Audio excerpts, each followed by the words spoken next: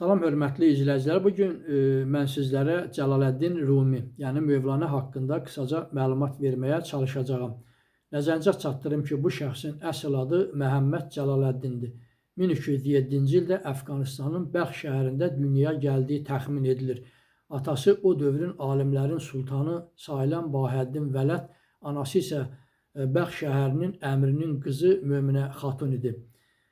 Siyasi hadisələrlə bağlı 1214-cü ildə Bahəddin Vələd Nişapura gəlir. Bir müddət burada yaşayır.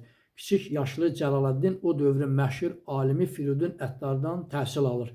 Lakin vəziyyət elə olur ki, 1217-ci ildə Bahəddin Vələd Nişapurdan Konyaya gəlir və burada yaşamalı olur.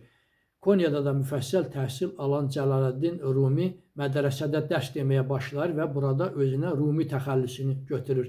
Və eyni zamanda o dövrün məşhur alimlərindən biri olan Şəms Təbrizi ilə tanış olur və onun yaradıcılığından məharətlə istifadə eləyir. Şəms Təbrizi Cəlaləddin Rumiyə anladır ki, ağıl eşqidən, təcrübə isə kitabdan üstündür. Və beləliklə də onun sözlərindən ilhamlanaraq yeni şeirlər yazmağa başlayır. Lakin Şəms Təbrizinin qəfil ölümü onun yaradıcılığına mənfi təsir eləyir. Bir müddət yaradıcılıqdan kənar qalır, lakin yenidən davam eləyir, qəmli şeirlər yazmağa başlayır. Cəlaləddin Ruminin yazdığı Məsnəvi əsəri yarımçıq qalsa da farsların Quranı adlandırılır. O öz əsərlərində Quran ayələrindən və Məhəmməd Peyğəmbərin kəlamlarından istifadə eləyir. O qeyd eləyir ki, kainat Allah Taalanın yaratdığı əsərdir və hər bir insanın gözü o əsəri başa düşə bilməz. Bu əsəri başa düşmək üçün insan gərək pisliklərdən təmizlənsin. O boş vaxtlarında rəqslə də məşğul olurdu, rəqs etməyi sevirdi. Bugün türk folklarında olan Rumi rəqsi də Cəlaləddin Ruminin adı ilə bağlıdır.